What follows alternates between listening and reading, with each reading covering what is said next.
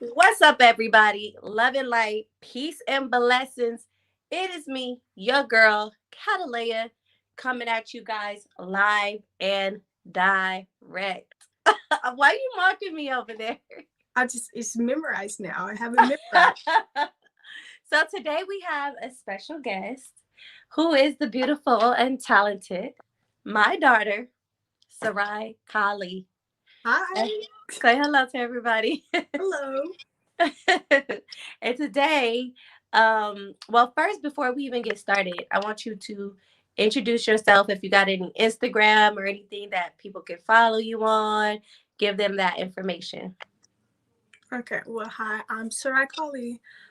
I'm 15. My Instagram is at Sarai Kali, with two eyes for both of them. So yeah, that's all, I guess.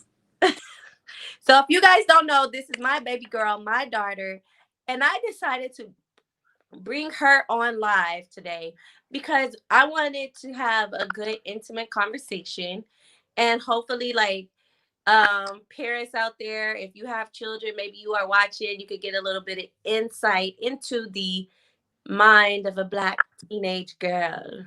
Yes. Yes. So I guess we'll get started with the questions. So I'll start out with like a overall, like, just normal question. So because of the quarantine and everything like that, what are some things that you've been doing to kind of like keep yourself busy, you know, keep yourself physically engaged and things like that? Well, school really takes up a lot of your time because it's online now and you have free range of how much you want to do. So I definitely do that. I do a lot of schoolwork to get my grades, to keep them good because all this stuff is hard. But other than that, what I've been doing, I've been making bracelets. Mm-hmm. Those are really fun. I've been making a lot of those. I've just been keeping myself busy on, of course, TikTok, just watching videos. I love that. YouTube, I just watch a lot of videos, YouTube videos, tutorials. I do my nails a lot. Yeah, that's just, I don't have, that's what I do. What about reading? Like, are you interested in reading? Do you read any stories and stuff like that? I've been trying to finish my book. I got that last year and it's like this big and I've been trying to finish it. So Okay. that's what I've been doing. Okay. So, would you say like your social distance learning is that something that you feel like it's a little harder, a little bit more challenging Oh, it's than? way harder. It is so much harder because you can't engage like that with your teachers. It's all online and it's hard. If you're a little bit behind, you have to email them and then wait for them to email you back. It's way harder online because normally I'm like the best at math. I've always been good at math, but now because of this quarantine and over online, it's just hard for me to learn it, hard for me to focus. So Yeah. it's way harder to do for online. So you would say like, so let everybody know like what are your grades out there, because for her to say that this is harder, and tell them your grades, like, are you a straight A student, that kind of thing. I've been working on straight A's and I'm almost there. I have 8 classes and seven of them are A's and one of them are C that I'm trying to get up. So But it's normally before quarantine you were a straight A student, right? yes, last year I was straight A's. Straight And A. this year is my grades go down and then I try my hardest to put them back up. Yeah, because it's just a little harder. I Mm. understand. I can imagine that would kind of be challenging, whereas you have the teacher that's right there with you, and you could be like, "Hey, I don't understand this," but now you got to email them, wait for Mhm. them to get back to you, and Go to yeah, tutoring so online and it's if you just have to talk and it's harder online to actually talk to someone online than it is to actually be face to face to them. I feel like it's way easier talking to someone when they're just right there. like you're a new high school student, so do you feel like it's like quarantine is a affected your ability to have that high school like experience that pretty much everybody else has been having? Yes, of course. I quarantine started when I was a freshman, like my the end of my freshman year, and I was just thinking the whole time I'm not gonna have my high school experience, a normal high school experience, because my freshman year was cut short, and now I'm gonna be online during my whole sophomore year. So it's just I won't get to have that experience. I won't get to have that Yeah. normal high school experience. Yeah, I was telling people like she really didn't get to have a full high school experience because she was only in high school for what, a few months, right? Yeah, like we Just a were. couple months. Yeah, so it kind of like quarantine really messed up your whole everything, huh? And I could barely do anything for the summer, so it's not like I could be like, hey, you want to go hang out? You can't do that. So yeah. So, what would you like if you were the voice for every teenage girl right now in America? What would you say that they're feeling at this present moment, like with just everything that's going on in the world? Well, I would feel because I'm just basing this on myself and my friends how they're feeling. It's just it feels really lonely. It feels really like you feel alone mostly, and you don't feel like a kid anymore because you just everything is just you can't do anything right now anymore. So you just feel what's the word I'm looking for? Is isolated. Really, you can't do anything. It's just it's boring. It's really boring, and the days are just like smushing together. Yeah, I know that feeling. It feels like that. I think it feels like that for a lot of us adults too, because like the way that we would normally move about, like go places, do things, and that sort of thing, we're not actually able to do that, and we just have to be careful when we're going to see even when we're going to just to see a relative, we Yeah, have to be careful. with So it's just masks, like, it's just everything is yeah, harder. yeah, I get it. So, um, you know how I feel about the first Black woman vice president, hmm but this is about you, not about me. So, how do you feel about the first Black woman vice president? It's a really big achievement for the United States. It was really when I was listening to the speech um, when they got elected, and I was just like, it was just heartwarming because it's just she's making history, and I'm here in this world. I'm I'm old enough to know, to understand, to remember this part of history that's happening. So it was crazy to know that, a woman, a black woman could be so high up. And it just helps, younger black women like me to think, oh, I could do that because she did it. I can do it.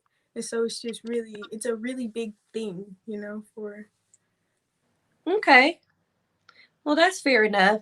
So, have you ever been treated differently due to like your race or your gender, even as a teen girl? Of course, it's like even with the teachers or someone they think you're less than because you're a girl or they change different things because of your gender. Like they think you have to do less. You cannot do the same as a boy. So it's all that because it's all that knowing that they just think you're less than. Right. Yeah. So yeah, I have, and I know a lot of people have more than me. They've been treated way differently than I have. The I had the what's the word? Right. I have the opportunity to not be treated more like that than other people are. So I'm grateful for that. But I know so many people have been treated so badly because of who they are.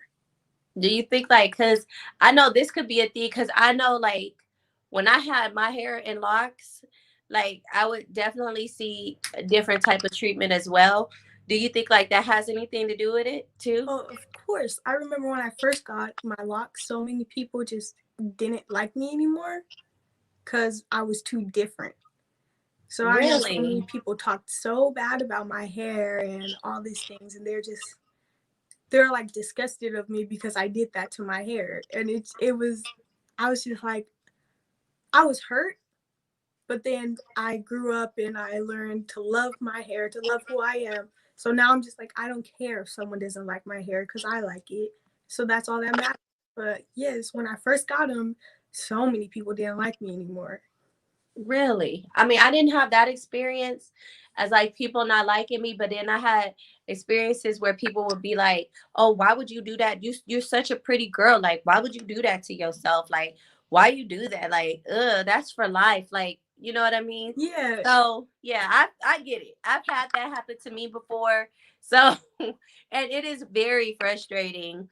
And it then like is. even just being out and people thinking you're gonna do something just because you have locks. So Yeah, I know how that feels. but I then know how that feels. there's also so many people that are like, "Oh, I love your hair," and "Oh my God, you look so good," and so that overpowers the bad. That makes me feel like, Definitely. oh, they like my hair, and it's like it helps. So how do you feel like about peer pressure? Like, do you feel like um I know when I was growing up, peer pressure was something that was very strong and very prominent, you know. So I can't really speak on like how it is for you guys these days, but how is peer pressure for you right now?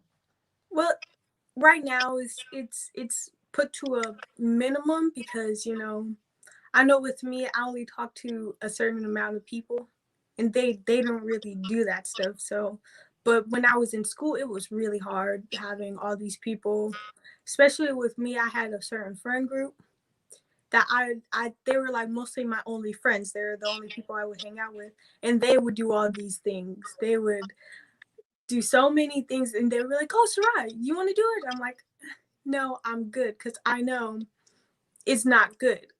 And so I really tried my hardest to say no. But peer pressure is such a strong thing, and when it's a lot of people versus just one person, it's crazy. It's so many people. They'll say yes because they just want to be accepted into a group. They just want that yes. They just want someone to be there for them. So it's really hard. So do you think like because I know you're in Texas right now and you're living with my auntie. Hi auntie. I love you. So hey mom. Hi Hey, mom. Gma. But anyway, so um do you think like being there and because I know growing up when auntie used to have me for the summer, and I know she could tend to be a little strict, Yeah. but she can also be a lot of fun, Hmm. so do you think like being there has something like in your environment has something to do with you not really falling prey to like peer pressure? Oh yes, definitely. Because Auntie, she's on you about stuff, and she's the one that really helped me, become that straight A student. I'm I want to say I'm afraid of her, but she's I know if I do something, I'm getting in trouble. So I try my hardest to not do anything. So I really feel like she's a part of, helping me not fall into peer pressure. Cause Hmm. I just think Auntie would be so mad at me. So I really try not to. I know with me, like I know with me, she was like kind of strict, but she was also like very encouraging, and like she really talks to you about things and Yeah. gets you to see like the bigger picture and that sort of thing. So no, yeah, auntie was great. Auntie's definitely great. Like She's amazing. um she's She's like one of those, really she's the reason amazing. why I really decided, as a mother, which was one of the hardest things I had to do, because it was just the schools here are way different there. And Yeah. you said Crazy. that it's not as bad as here, but you still have to deal with a lot of things, right? Yes. Yes, you do. Yeah, because I think like here, a lot of the kids are like, I don't think most of their parents even care, to be real No. with you, to be honest. No, definitely not. Yeah, so that was one of my reasons for like, you know, sending you there, because I just felt like you needed to get away from the environment that was here because of peer pressure, pretty Mm-hmm. much. So I could definitely understand that. I could definitely understand that analogy of things. So, um, how do you feel about other races wearing hairstyles like dreadlocks and braids and things like that? Because we just talked about hair and how you felt. So, how do you feel about them doing that? I'm gonna be straight up with you, mom. I don't like it. I don't agree with it at all. And you know, it's not saying like, because some people can pull it off, like, it looks okay, but I just don't agree with it because that's our culture and they're stealing something from us, but then they could still continue to be racist towards us. So that's what I don't understand, that they want to steal us. They want to steal things. Our culture wants to be us, Hmm. but they don't like us. And it's just, when I see someone with it, it's just, I don't like it. I really don't. Yeah.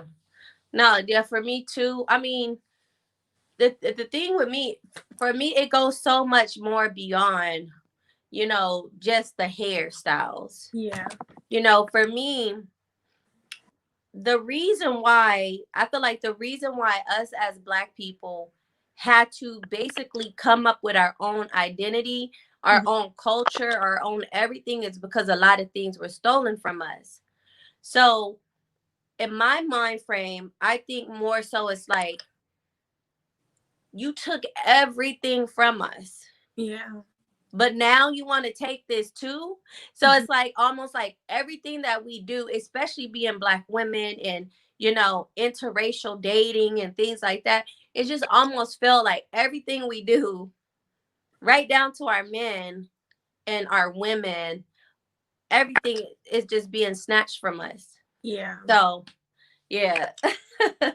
That's my opinion about it. A lot of people will disagree with me, but I just think that we've been the reason why most of our rights and most things like that get taken away from us is because Black people are a peaceful people. So we tend to, you know, give a lot of leeway. So we'd be like, "Oh, it's okay if you do that. Yeah. Oh, it's okay if you do that." But like, dang, we need to really be able to have something of ourselves.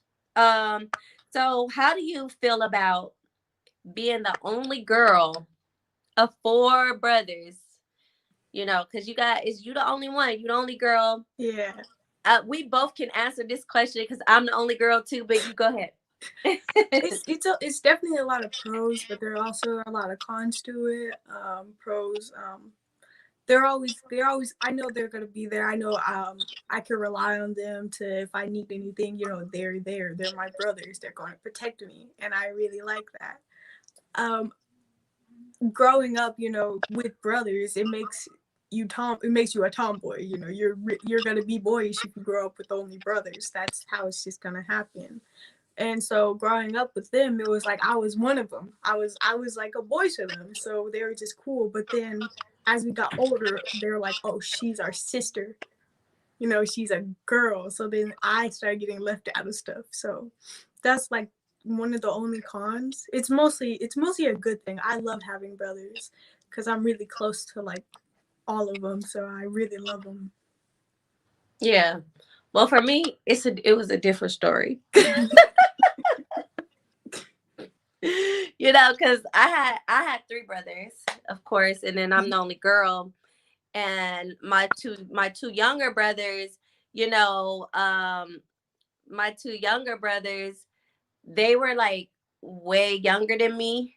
And then I had my older brother, and me and him, we were like this. Like, so we did everything together. Yes, I was a major tomboy, okay? Yes, yes, Major tomboy. I had nothing but boy cousins everywhere. Like, it's a gang of people in my family. So I had nothing but boy cousins. I only had like two girl cousins that were close to my age, and my other two girl cousins were like way older than me. So it was just like, really, like, what do you do? So for me, mine was a good experience too. Me and my brother, we used to fight together. Like, we used to fight dudes together, y'all. Like little bitty me and my brother fighting dudes, y'all. Like big old dudes. Cause he did look at me like I was one of the boys. So I can get what you mean by that. Even when I got older, he still kind of still treated me the same way, like, what's good? What you doing? That kind of thing. Yeah. So, but and then my younger brothers, they were like my babies. I don't know, because they were so much younger than me. They used to get on my nerves though, like kind of like how Brielle gets on your Oh, nerves. he gets on my nerves, They but used he to get was like on my my best friend. everlasting nerves. Even though he gets on my nerves, he was like my best friend. What? Just like how that just happened. Yeah, I mean, I'm lucky to have Brielle. That's only like 2 years younger than me, and then Sakim. We were like best friends when we were younger, and then me and Zaire were best friends more during when we were older. So I'm really happy to have, we're not that much far apart in years. Yeah, all of you guys are pretty close in age. Yeah. I'm like looking at myself like, like, good Lord, I was busy, wasn't I? But so what else? What else questions I have to ask you? So, right now, like, what musically inspires you? Like, what kind of music are you listening to? What is inspiring you right now to be creative? I love music. Music is like a big part of my life. I'm mostly always listening to music. My music taste is just it's all over the place really. The only music I don't really listen to is country, but other than that, I will listen to any genre. I don't know. I don't really have a favorite song or specific artist right now, but uh this artist, her, Billie Eilish, she just released a new song, so that's like at the top of my list right now. It's a really good song. But other than that, it's just really whatever comes on, I'll just vibe with it really. Yeah, I like that about you. Like, you always have had eclectic taste. Cause sometimes I'll be like, what are you listening to? Like, what is that? Yeah, I don't care. I just vibe with it. It's Yeah. whatever comes on, unless it's country. But other than that, whatever comes on, I'll probably like it. I like country music, but it just depends on who's singing it. Like, I like Dolly Parton. I really like her. Yeah, I guess it does depend on who's singing it. Yeah. And K Michelle is coming out with a new country album, y'all. Plug for K Michelle. She's coming out with a country album. That's crazy. And that right there is another example, Sarai, of like a Black woman who, like you said, is stepping out of the box and kind of just doing her own thing and not caring about what nobody says. Like, it's literally K Michelle, who is an R&B artist, but she said she always wanted to sing country music, and she just didn't do it because it was a lot of people who were judging her. And so now she's actually doing it. So I think that's pretty dope. So what do you think is something that, like, what do you want to be when you grow up? Like, what are your aspirations for adulthood? Oh, I definitely want to go to college. I already know that. I'm already set on that. I always want to do something math related because, like I said, I'm really good at math. And so I've always wanted to do something math related. And I did a lot of research, and I was like, okay, what sounds interesting to me? I don't think I want to be a teacher because that's a lot, like with kids and stuff. I don't think I want to do that. And I was just thinking, I was like, what do I want to be? And I saw a robotics engineer that has to do with a lot of math. So I'm like, that seems so cool. So I want to go to college for that. I want to be a robotics engineer when I grow up. Hopefully, I'll be really good at it. I have no idea. But it's really interesting. I think you'll be really good at it. Because I think, like, with you, like, whatever you do, like, you're a perfectionist at it. Yes, totally. So, and robotic engineer seems like something that you would probably have to do, like, precise and make sure that all the intricate details of it is running smoothly. And I think you would definitely be good at that. Like, so how about college? Like, have you thought about any colleges that you want to attend? Like, do you think like you'll ever decide to attend a Black college or anything like that? I mean, I'm down to attend a Black college, but I didn't think specifically about which college I want to go to. Like, I don't know, because I've done research on it, but I just don't know which colleges I want to. But you told me about black colleges and how I should recommend it, how I should think about it, and I have been, and I would be so down to go to an all black college. That'd be so cool. You know Kamala Harris, or am I saying her name right? Kamala. It's Kamala. Kamala, right? Mm-hmm. Kamala Harris, even though I have my own reserves about her, but if my daughter likes her and my daughter, feels like she's an inspiration, even though I done ran down a whole bunch of reasons to my daughter privately why I don't like her. But she went to a black college, you Yeah. know, and look at her now, like she is the black, vice president elect. She hasn't been elected yet, but Elect. you know Yeah. what I mean, like Yes, I she's know what you going through the process of it. So I think you know black colleges can be good, they can be a good thing. mean. Mm-hmm. For me though, like I always thought like I had to have college in order to do good, but I feel like out of all my children, like, because that was one of the things that I used to push all the time with you guys, is to go to college, get an education. But Yeah. now I just feel like as long as you like do something where you're not working for anybody else ultimately, Mm-hmm. then have at it, have game. So do you feel like anybody in your family kind of pressures you to be a certain way that you don't want to be? No, I don't think so. I don't think anyone's pressures me specifically.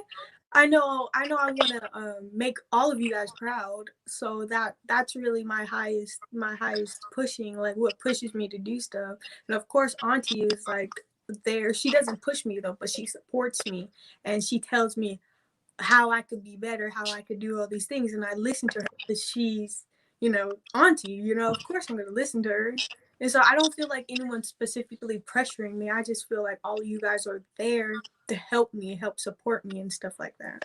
Yeah, because I mean, do you ever hear stories like from your friends? Because I know, you have that high school status, Mm-hmm. and I think all of us pretty much like gives you the opportunity to kind of figure things out and look into things. But do you ever see like some of your friends who have to go through those sort of situations where they feel like their parents is kind of pressuring them like into like being something or molding them into the way that they want them to go versus the way they want to go? Of course, I have a lot of friends like that. Really, like one of my friends specifically, she doesn't feel like she wants to go to college. She wants to go up to be this nurse. She wants to grow up to be a nurse, so she doesn't go to a college. She goes to this other thing. And her family is over there saying how they want her to be what they want her to be, and she's just like, I don't want to be that, I don't want to do that. So I feel like that's not a good thing to do to your children, because eventually if you keep doing that, they're gonna move away from you, they're gonna stop talking to you, because you're making them how you want them. They just want to be themselves. But if you keep doing that, they're eventually going to be like, yeah, I don't want to. I'm just going to go and do what I want to do, or they can just do what you want them to do and just be unhappy for the rest of their lives. So Right. it's not a good thing. It's you support them, you give them advice, but then you let them decide what they want to be. Yeah, I think that's how it should be. You kind of just guide them along the way. Mm-hmm. So, right now, like, because we're about to close everything out in a little bit, but before we leave, this is my final question to you. Okay. If you had to give advice to all the parents out there, genuinely, like from your heart, um, the standpoint of a teenager, like what's going on with you guys emotionally, like just the standpoint of it, like in how to actually deal with you guys, what would be your advice that you would give us? Okay. Okay. This is from coming from me, from a teenager. I'd say we deal with a lot of things emotionally, and due to us being a teenager and us having friends and starting relationships and stuff, it's really good to know that you're there for them. That you're not like, if they want to talk to you, you can't just yell at them. You have to actually sit down and have an actual conversation. Like if they do something and they're afraid to tell you because they feel like you're just gonna scream at them. I feel like it's a really good thing to let them know that if you did something, just tell me, okay? I won't yell. We'll just sit down and have a conversation, because that helps them a lot. Because I know it really helped me, because I've always been afraid to talk to people about what's going on with my life. And I really needed, because Auntie said that to me. She was like, if you do something, just tell me. I'm not going to yell at you. We're just going to have a conversation and we're going to figure everything out. So that really helps. And just know that a lot of us right now, especially now because of COVID and everything, we're we're going through a lot. Like with school and all this stuff, not being able to go out and be a teenager, it's a lot on us. And to put more pressure on them it's not good. Like to just yell at them if they're doing bad, like if their grades are not really the best, don't yell at them. Just sit down and be like, okay, we need to talk about how we can make it better. So I feel like, with your kids, it's just make them make them know that you're there for them and that they can talk to you, and without having to yell or anything, that they're comfortable. Make it so they're comfortable to talk to you, because that's a big part in our lives. So commute. So basically, you're saying like try to properly communicate. Yes, yes, because that's really big to know that you can talk to them. Yeah, I think that's some good advice, y'all. True. I think my daughter needs to change her um change her occupation to a therapist or something. I don't know, because I would have thought you were way older than what you are. Like very intelligent conversation. Thank Okay. you. I try.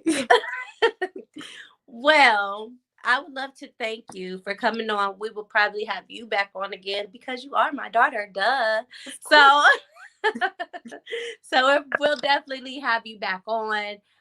Thank you so much just for your insight and your input, and just coming on and just giving the parents out there a voice for you guys right now, because I think they really need to hear it. Yes, Because you yes. guys are going through a lot, not just us, but you guys are too. And Hmm. I think you definitely highlighted that, and maybe possibly you have changed somebody's mind and perspective about Hopefully. the things y'all are going through. So thank you so much. I love you. I love you too, Mom. All right. Bye, everybody. See you guys later. Bye. Bye.